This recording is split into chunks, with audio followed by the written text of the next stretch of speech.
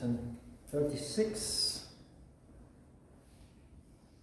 which also means we have only 2 Sundays left, unfortunately.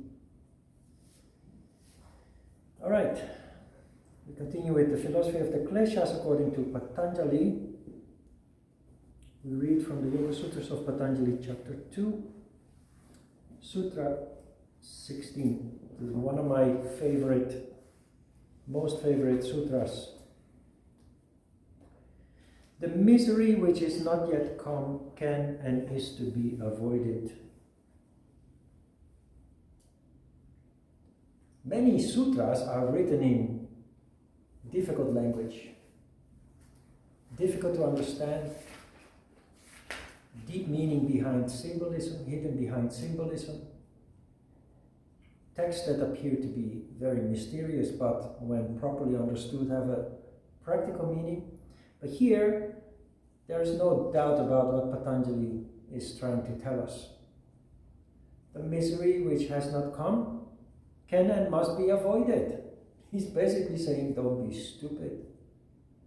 There are so many conflicts and forms of suffering and misery that if only we keep our eyes open, if only we pay attention, can be avoided.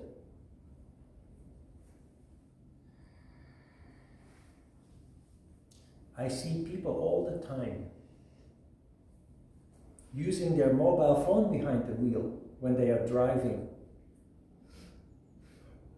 Statistics show that ever since the car was invented, the number of accidents have gradually come down because governments have invested in infrastructure, because car manufacturers have developed safer cars. So throughout 120 years of driving, the number of accidents have consistently, continuously reduced until especially the smartphone, which contains a navigation app and all your social media, and people just cannot resist. Navigation is necessary, it's important to get where you want to be. You need to park your car and type in a new address. When the phone is pinging or ringing or buzzing, you must resist that urge. If only. It's not even the message that is important. People want to know who is buzzing me, who is messaging me. It's ego that doesn't allow us to not touch that phone. What I'm saying is, for the first time in history, is the number of accidents are actually increasing in spite of cars becoming more and more safe, in spite of the infrastructure being more and more upgraded and creating more and more, or eliminating more and more the unsafe situations on the roads and what have you, for the first time. And we can avoid these accidents. I make it a game when I'm driving. When I hear my phone, of course my attention is drawn, but then I immediately decide, no, I don't have to know now. I will have a look at it when I reach my destination. And I stick to that. I never look at messages, never text. If there is a call, I can answer the phone hands-free. But even that I keep as short as possible. Although it is hands-free, it's still a distraction. Your attention should be with the car, with the road, with the traffic around you, on all sides. That's one example, but there are hundreds of examples of the misery that has not come, can and must be avoided. Look, just observe how people cross the road.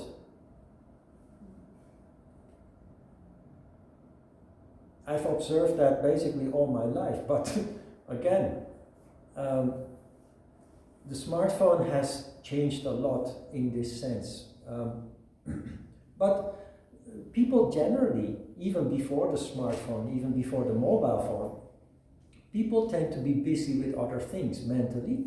And when they cross the road, their attention is only for 20 or 30% there.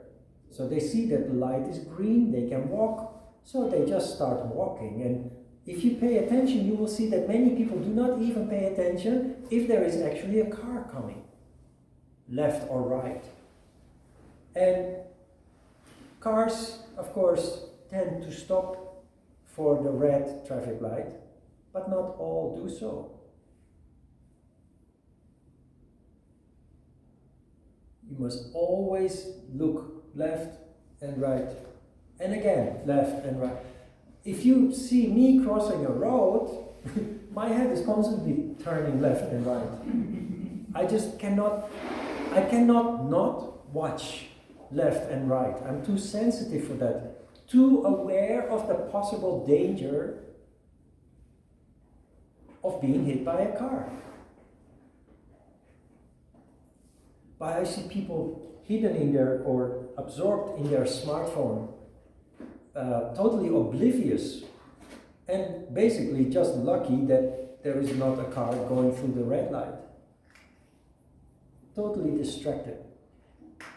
Multitasking, people are proud of multitasking, but it can lead to disasters. And when it comes to traffic accidents, it can lead to injuries that will bother you for the rest of your life. Or it can lead to death. The misery that has not come can and must be avoided also applies to habits. Smoking. We know now, everybody should know now, and I think smokers are aware of the fact that smoking is bad. Not just bad, it can lead to very serious disease that leads to death. A death that comes after tremendous suffering, painful disease, lung cancer. And yet, quite a percentage of the people cannot quit smoking. Even the knowledge that it is leading to deadly disease cannot persuade them to stop smoking. In my family, my dad, 30 years ago, passed away from lung cancer. He smoked like a smokestack. And he joked about it when he coughed. He would say that the doctor recommended to smoke more when you cough. And he had the biggest fun saying these kind of things. Two of my brothers had a whole complex of issues when they died because of drug and alcohol abuse, but the autopsy revealed that they had, both of them had various cancers in development, among which there was lung cancer in a pretty far stage of development. And yet, other family members are not capable of stopping smoking. They've seen the misery, they've seen the death in people very close by, and they can't stop smoking. The misery that has not come can and must be avoided. It's also about your health. You know that you will get older. You cannot avoid aging. You cannot stop the decline. What you can do is to diminish the effects of aging and the decline that comes with it. There is a huge difference between getting old with all kinds of ailments and diseases, which is the picture that you see with many people. To understand that, just go to any kind of pharmacy and see that generally the customers that come out of pharmacies are generally older people, and they don't come out with a small box of pills, or a small plastic pot of pills, they generally come out with plastic bags full of medicine. Because people who don't take care of themselves, they naturally develop all different kinds of diseases simultaneously, requiring health care. There is a very big difference between aging without any care and then suffering tremendously from all kinds of debilitating diseases and ailments, big and small, or already in an early stage starting to take care of yourself with exercise, with good food, especially taking care of your physical health, also mental health, and then allowing yourself to reach higher ages while still in relative good health. I don't know about you, but if I have a flu with a headache and my whole body's sore and tired, I already just want to stop living, so miserable I feel. I just cannot imagine how it would be to suffer from 4 or 5 or 6 different kinds of ailments that just make you so depressed and that limit you so much in not only physically but also mentally. It just destroys your joy of life.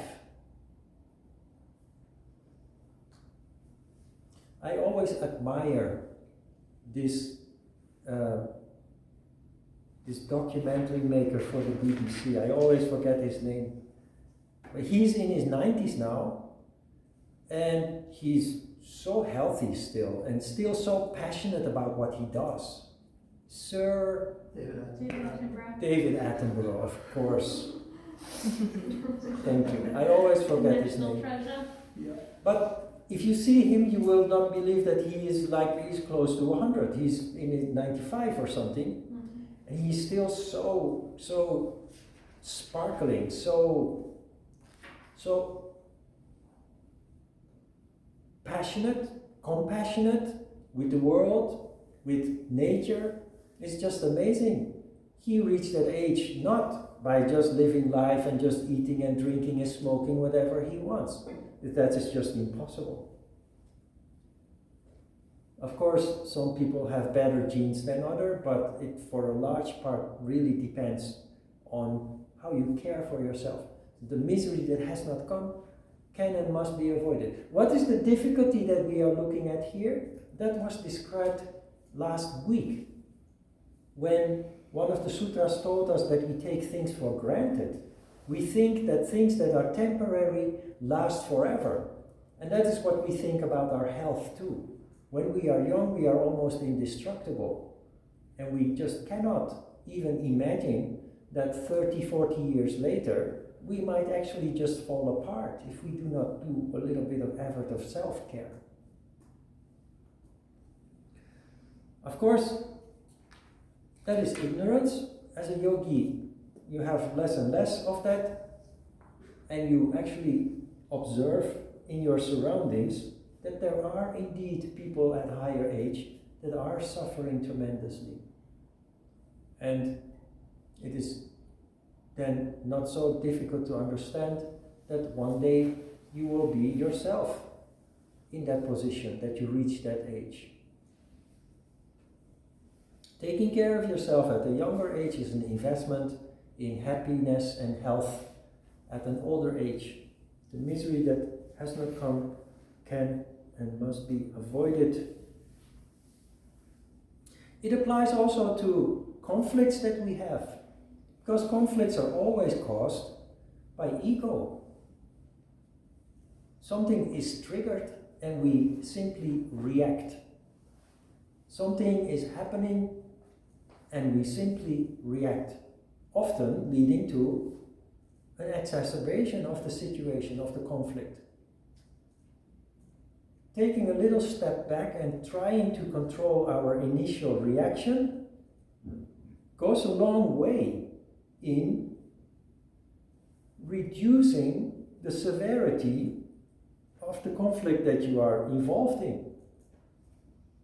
Being a little bit diplomatic, and very importantly, doing a little bit effort to control ego, because it is ego that makes us explode in anger. It is ego that gives us the feeling that I must react and I must do something about it. I must stand up for myself and I must react to this.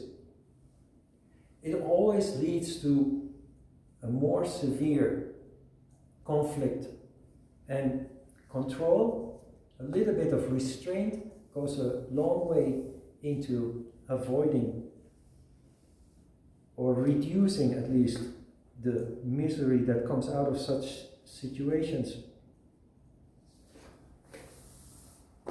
On page 2 we go into the issue of helping people. And that seems a little bit in contradiction with the sutra. But helping people you do out of compassion or out of duty, maybe obligation sometimes when it is about family. But you are studying yoga, and I hope that by now you understand why people get in trouble, why your loved ones get in trouble. You know why? Because they have to learn some essential lesson in life.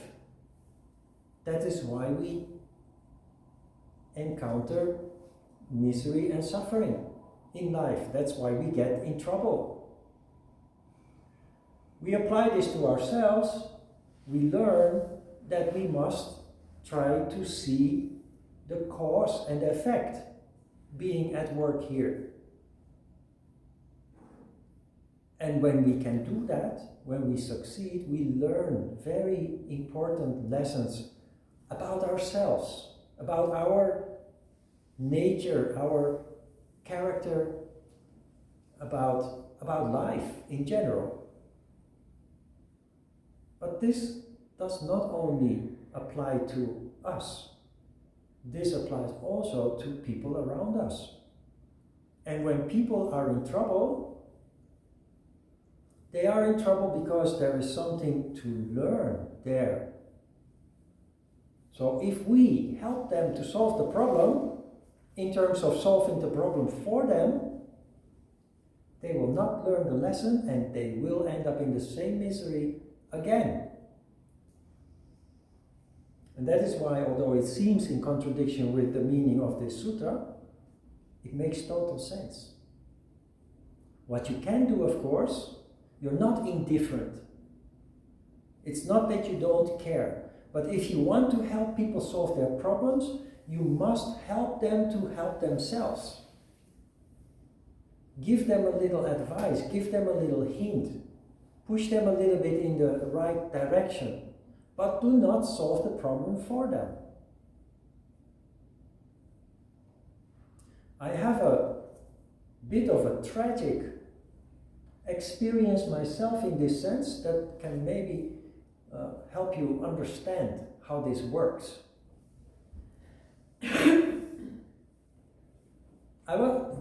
In the first 11 years that I was in Korea, I was in a relationship with a woman who was the oldest child of a family with 5 siblings.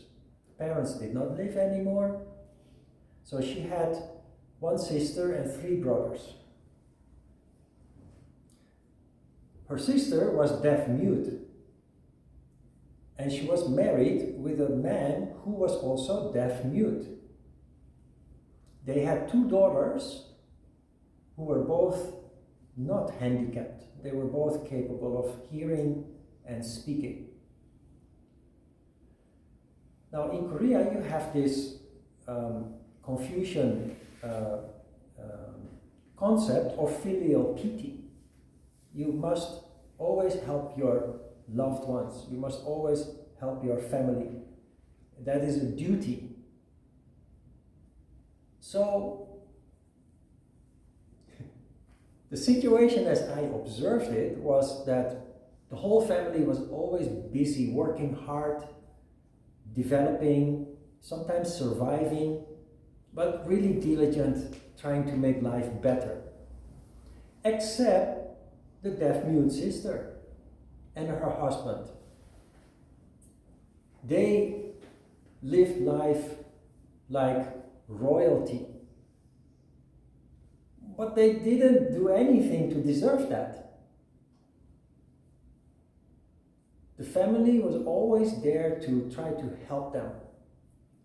My partner had her own business, and when they were suffering because they couldn't buy groceries, she would tell them to work for them, to deliver pizza. And they would deliver pizza for a week or so, then they would receive some money and they would not show up anymore.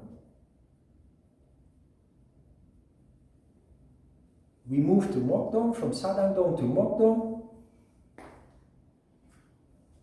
My partner's family actually provided a house for them, a house with a garden, bigger than our house. They lived like royalty. And you know what happened? Every 3 months they would come with a fan of bills.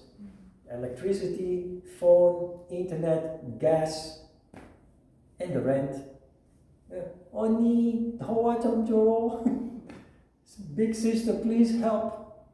Because telephone was disconnected, gas was disconnected, electricity was disconnected, because they didn't pay the bills. Because they didn't have money. And Oni would collect money from the other siblings and pay all the bills, call with all those organizations to have everything connected again. And it just kept repeating like that. And whenever they had some money, they would throw a party. They would order pizza, chicken, drink beer. That's why I'm saying, with it jokingly, they were living like royalty. They had no sense of responsibility, no sense of planning for the next day. They were just living by the day and just expecting their siblings, their family, to bail them out. And they did. And I've been observing this for a couple of years until I told my partner, you must stop doing this. They may be deaf-mute, but they are not handicapped. You give them a job, many people would like to have that job. They work for a week, they hold up their hand, and they are gone. They quit. They just don't show up anymore. So she stopped doing it, and she convinced her other siblings also to stop doing, to help. And that this is what happened, and that is why I said it was kind of tragic. They got kicked out of that wonderful house with a garden. And they ended up in a very small government-provided apartment. It looks like an apartment on the outside, but the house is like a chicken barn, chicken pen. The living room is as big as my bathroom. And the bedrooms are so small you can't even put a bed in there. There's 2 bedrooms at the entrance where you come in. The kitchen is as big as 1 cabinet. There's just room for a sink and a small space for cutting things. And so incredibly small, so incredibly poor. And all poor people living there, of course. So we would give them some money once in a while, not too much. We would pass by or bring a bag of groceries and what have you. But now comes the good part. She started actually taking care of her daughters. Daughters who were growing up to be, I don't know how you call that in English, but really growing up to no good. They were not even teenagers yet, and especially the youngest one started smoking. They started making gangs in school, bullying other kids. So she, especially the youngest one, they got kicked out of school like 3-4 times, having to move to another school in another neighborhood. So a lot of headache. But this is what happened. She started actually taking care of herself and her kids, and she actually separated from her husband because he was not willing to do anything at all. So he went back to his parents in Incheon, and she started having her own business. She started actually selling accessories, hair clips and what have you, accessories, in a stall outside of an army base in Uijeongbu. Then she bought a car. Then she bought an apartment, brand new apartment on the 21st floor of a new apartment complex. And she developed self-respect. She developed pride. Her daughters also totally transformed and didn't even remember anymore how bad they behaved a couple of years before. It all turned out so nice that I basically heaved a deep sigh. I sighed very deep in relief at the time that I told them they must stop giving support. Of course, in my heart, I knew what I was doing, but I also felt very responsible for the misery that then followed after that. But what happened is exactly what is described here, or what I'm trying to say before telling you this anecdote. When you help people who are in trouble, that trouble will just keep repeating itself. But the moment that you allow them or force them to face their own trouble, they start learning from their misery and drawing conclusions, taking action to make life better. And she definitely made life a whole lot better for herself and her daughters. And later, when everything was stable, her husband came back again. It's so incredibly empowering. So when people are in trouble, be passionate, compassionate, but do not solve their problems for them, because it only makes things worse. Do help them help themselves, as far as that is possible. Allow them to, compassion also means that you allow them to learn the lessons from their misery. That is hard, maybe harsh. It was difficult for me to go there, but years of observing what was happening in frustration just left me no choice but to get to the point that we had to just stop it. We had to put an end to it. I also, of course, I had to hear every day the complaints from my partner about another problem that they had caused with the authority, with the government, with the local government, the city, or the dome office, or they were always in trouble, and the kids always in trouble. And it just completely transformed. Amazing. Sutra 17. The cause of that which is to be avoided is the union of the seer and the seen. This is about identification, going into the emotion of what we are looking at. We don't know it, but we have a tendency to, whatever it is that we are looking at, we put labels on. We categorize everything. And because of that, we are blind for the essence of what we're looking at. So, again, we become reactive. Instead of seeing what is really going on, we just jump on the situation in a reactive way that often makes things worse.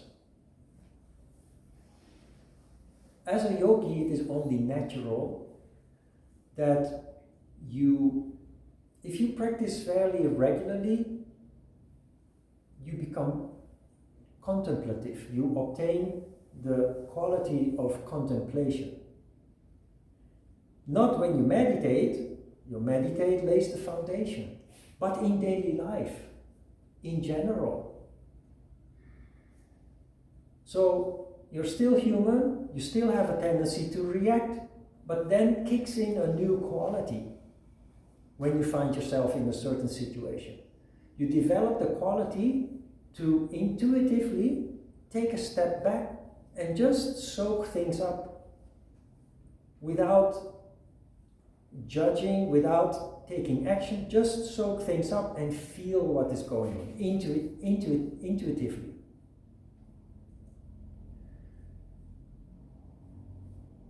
This allows you to be neutral in your observation, and it allows you to be much more effective in dealing with those issues. The problem is here that people who are lacking this contemplative quality, which is all of us before we started practicing yoga, we always end up getting sucked up into situations that we feel powerless to avoid, we feel powerless to get out of. We just feel like this is just how it is. I have to deal with it. I have to accept it how it is. Yoga says no. Change your perception. Change the way that you view yourself and the world around you. And that is not something that you can just say, today I'm going to change my perception. Your perception changes naturally as a result of practicing yoga. You will see that Patanjali is working towards that idea that in the end, the answer to everything, what we are studying here, is practice yoga. Because it is yoga that leads to that change in consciousness, that change in perception, that allows you to see beyond ego, beyond the emotion, beyond what you observe on the surface. You develop the ability to connect with the essence of what you are looking at.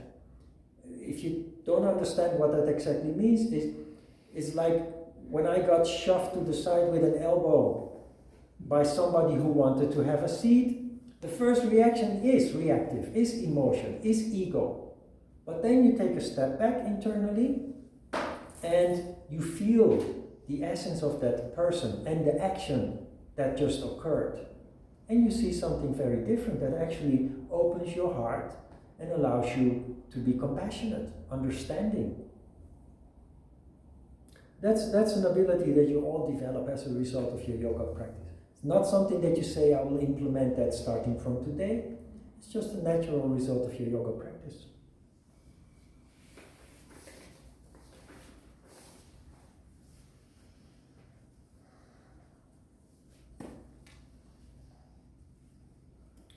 Sutra 18 and the last one for today.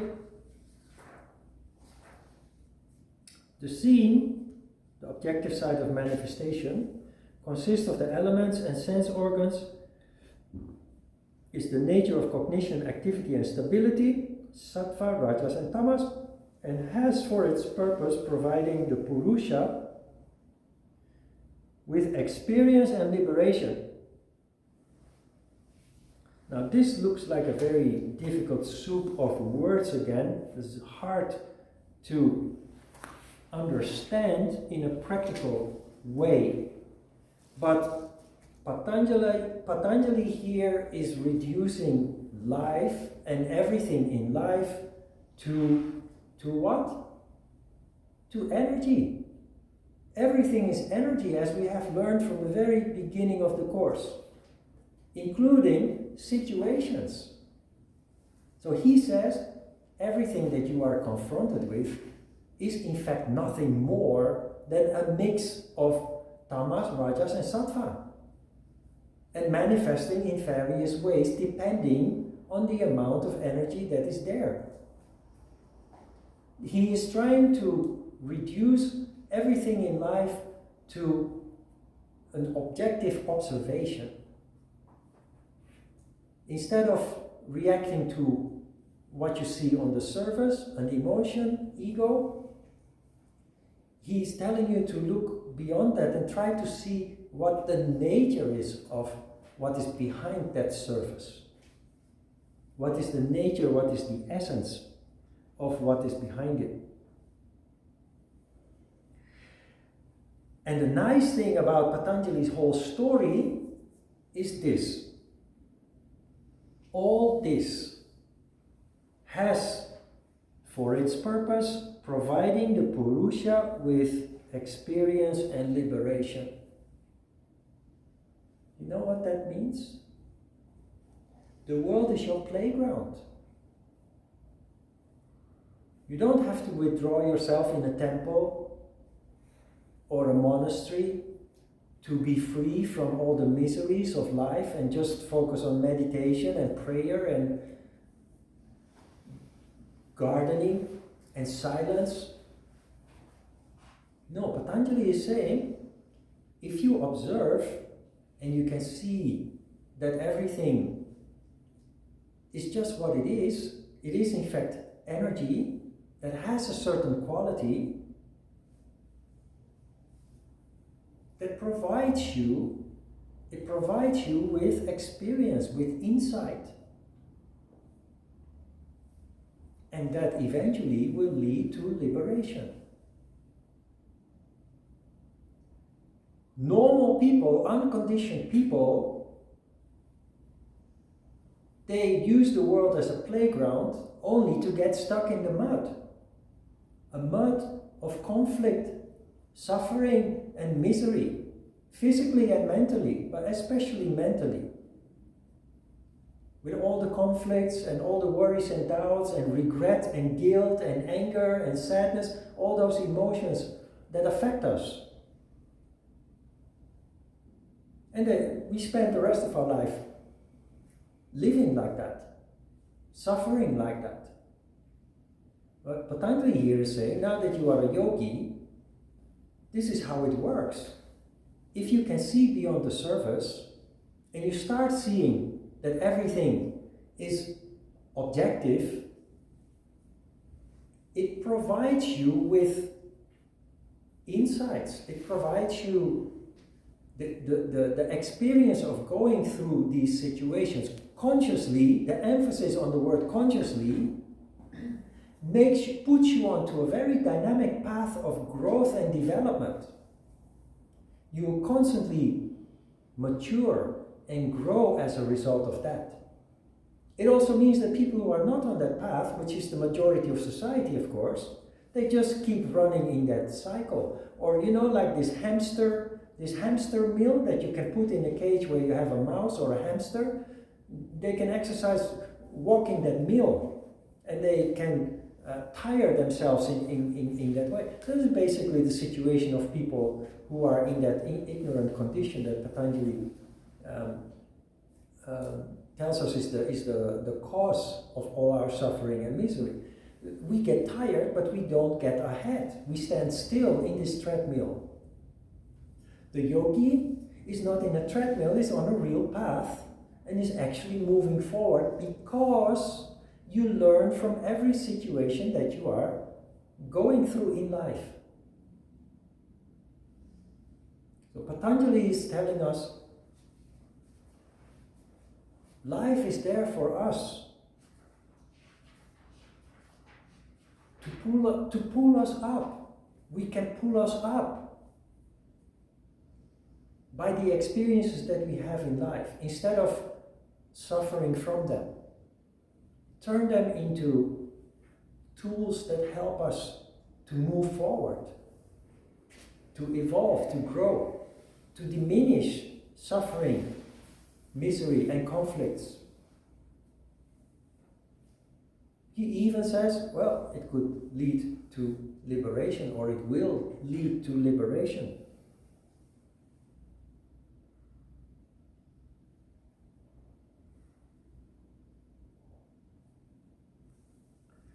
The key word here is consciously.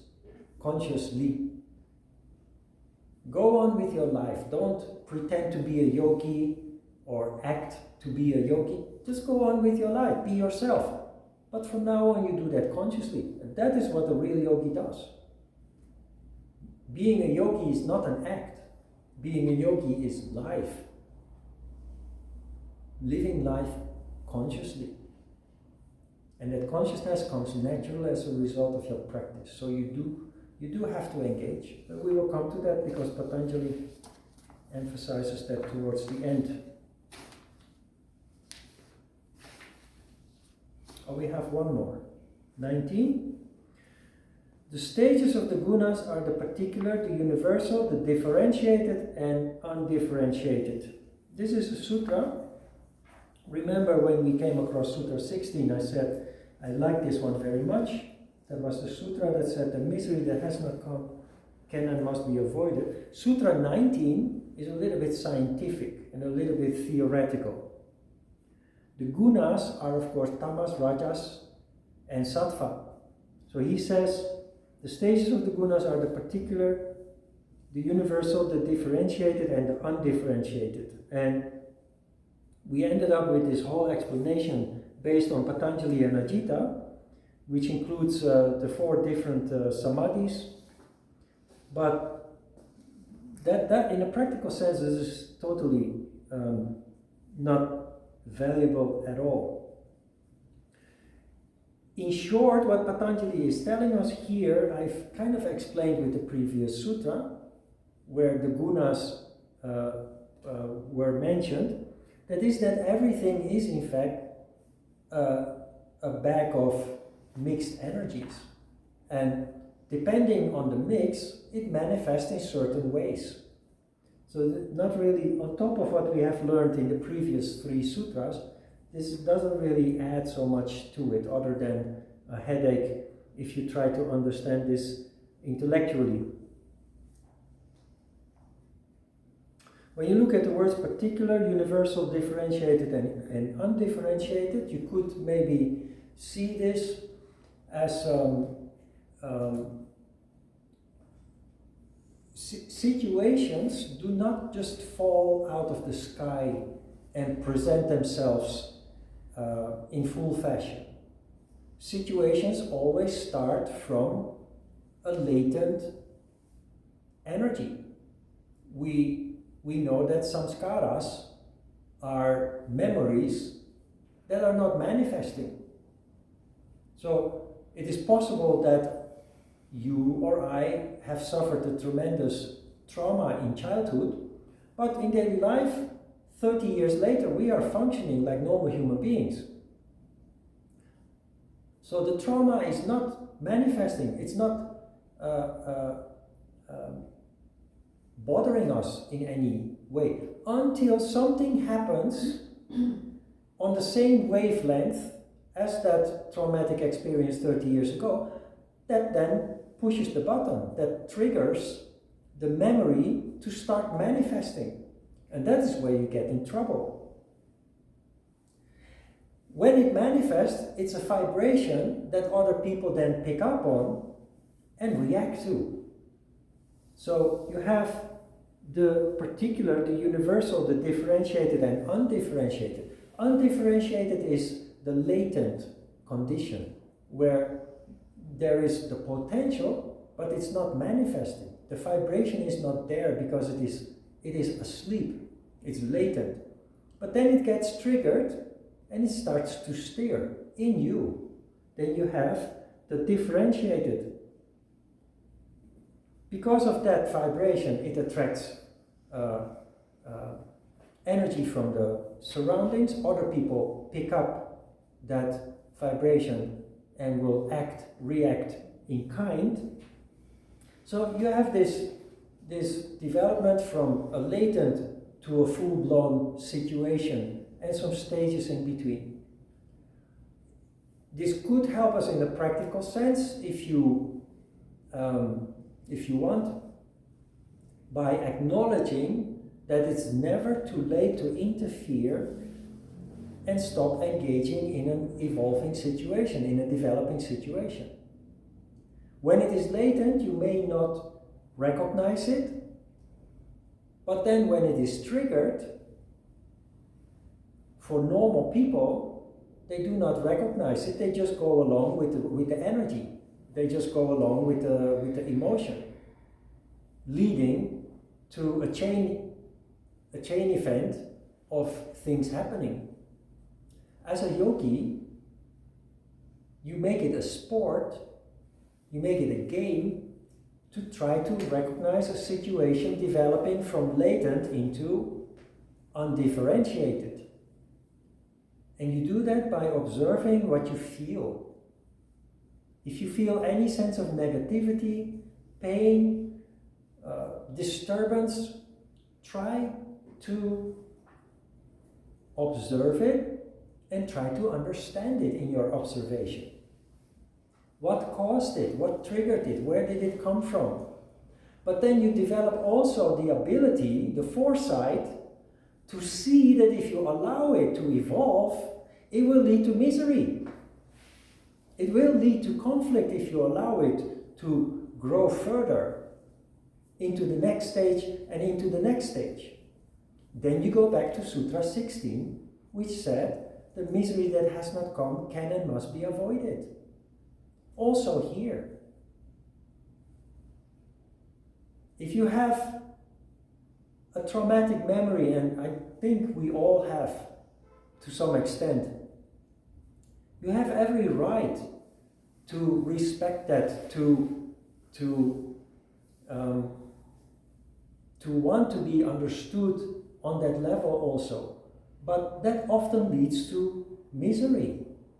So acknowledge it in the first place yourself, and then try to see rationally, so without emotion, without ego, rationally, how this chain event of affairs occurs if you allow it to be triggered.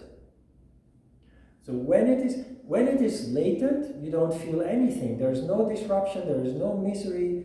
But the moment that it is triggered, something starts to steer you. You feel a restlessness, you feel a pain of some sort, mentally. That is where you step in and say, hey, I see what is going on here. And I also know where this will lead.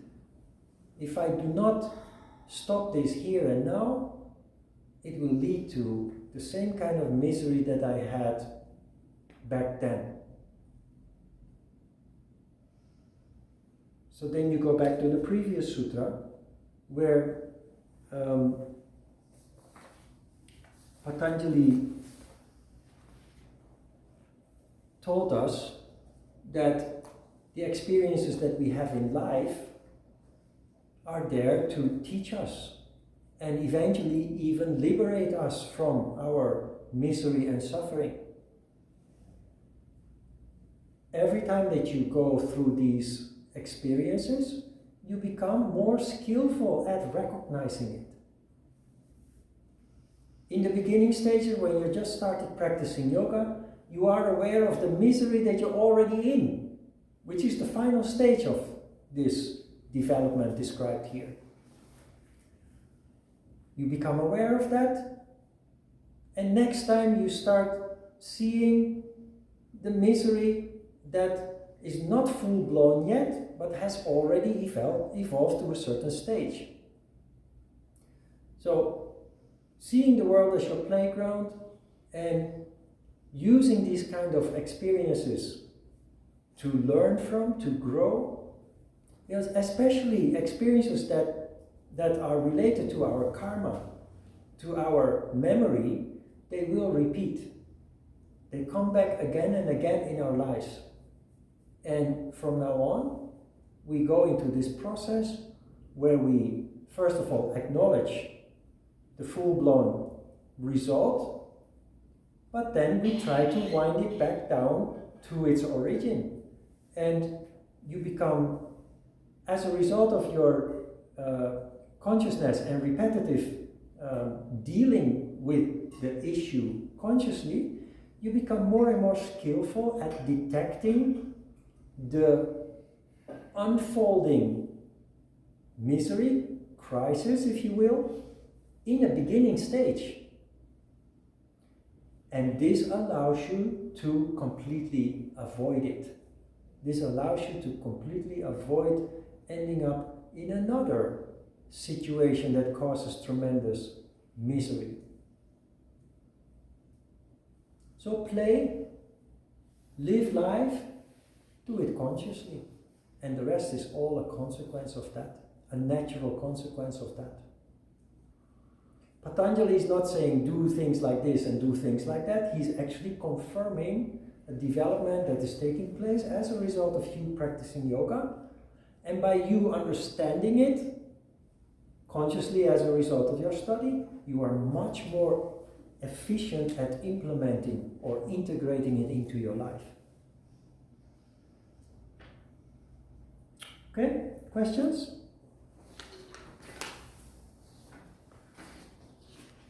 Let's have a short break.